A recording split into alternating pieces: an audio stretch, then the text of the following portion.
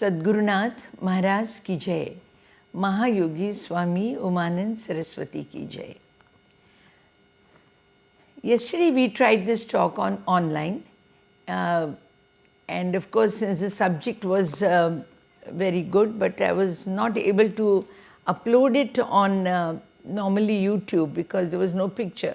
I need to practice the entire online teaching, but meanwhile I thought I would go back to my normal way of practicing talking on video and sending it straight to YouTube. It's easier for me right now. So, but since the topic was of developed interest for me also, I thought I should share it with you all. I humbly seek the blessings of Bhagwan Nityananda, Muktanand Baba, and my revered Gurudev Mahayogi Swami Umanand Saraswati. Before I start the subject today, we were wondering why has the word Omkar taken such a elevated place in the minds of the people of Indian philosophy?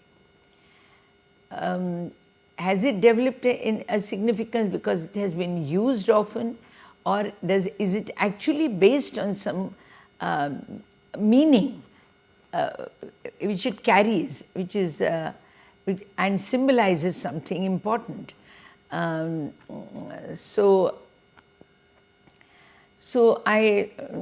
Because every saint, before he starts or initiates a program on any scriptural work or anything, he starts with the word Om. We take the example of Sant Jnanadev, and he says, Om Namo Jiyadya Veda Pratipadya Jaya Jaya Swasamvedya Atmarupa. So he himself, Sant Jnanadev, describes it with the word Omkar, starts with it. We call it like initiating a process, initiating any activity with the word Om. Now, I was very keen on knowing what is the significance of this Om. So let's begin with, it's been considered to have the entire Ved in it. Now you will wonder, how can a single word have Ved in it? I won't call it alphabet because it's a combination of 3 alphabets. Om is a combination of 3 alphabets, A, U and M.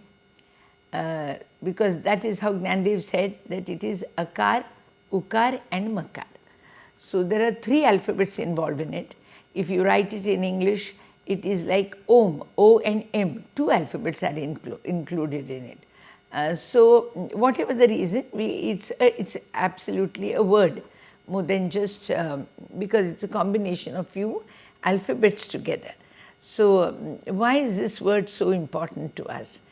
So before we go into the study of it, I would like to tell the Indian philosophy has created a particular word, an alphabet, and it denotes any one object in the world.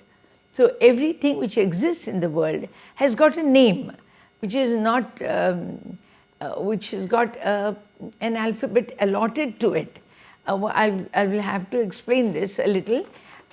Let's say we have the entire universe is made of 5 elements.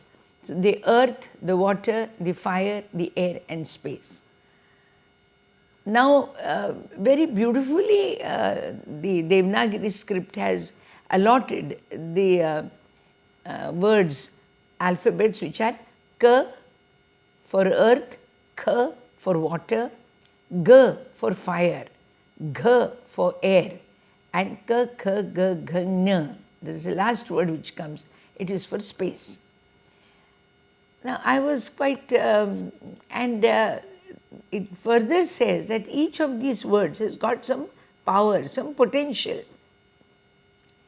Now this potential is called the power of Matruka Shakti. The name again is given to it is Matruka Shakti. Matruka is mother, motherly power. What is so great about a motherly power? Obviously, it is a manifest, a creative force.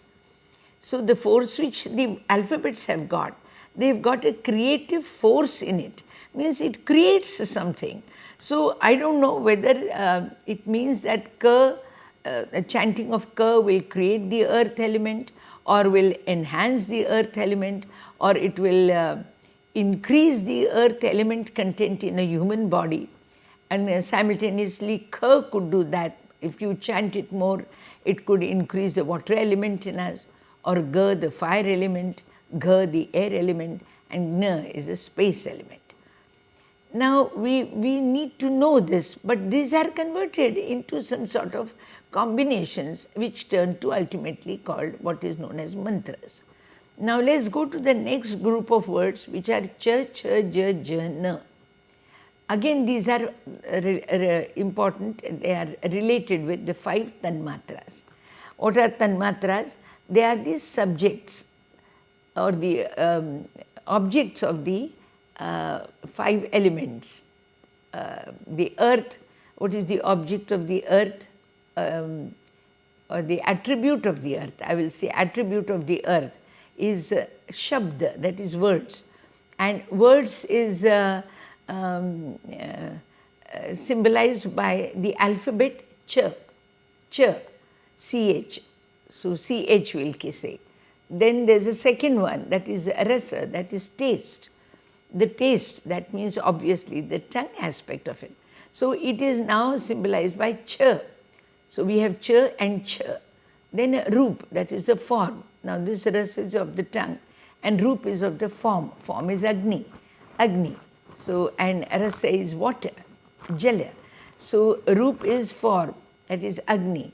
The alphabet allotted to it is J.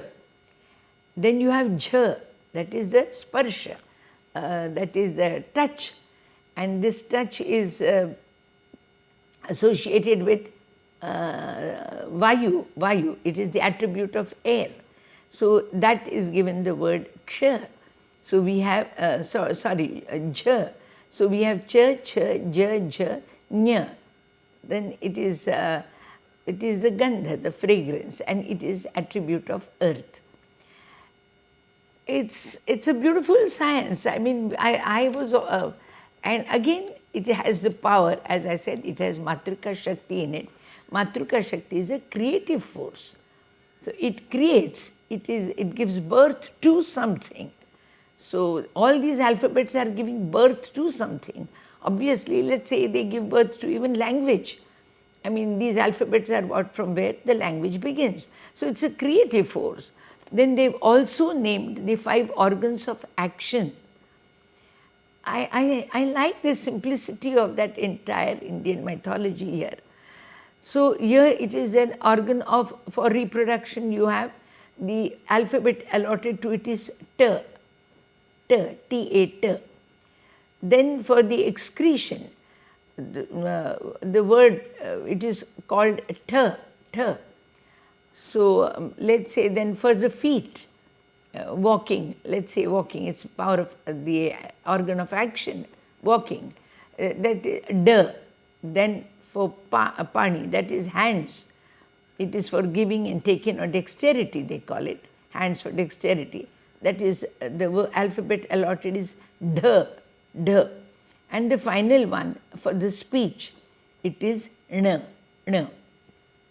So here we have again 5 organs of actions, T, T, D, D, N. Now there are also 5 organs of senses, that is the nose, which is T, then taste, tongue is Th, then eyes, D, then touch, skin is the, and hearing is N. These are again alphabets allotted, and then finally you have the psychic apparatus they call it, and here it is Man, that is mind. Mind is given the word Pa, Ahankar, ego is given the word Pa, Buddhi is Ba, intellect, and Prakriti. Prakriti is, the entire universe is made of Prakriti Purush as per Gnandev's text. In Vedanta it is called Brahma and Maya, and in Shaivism it is called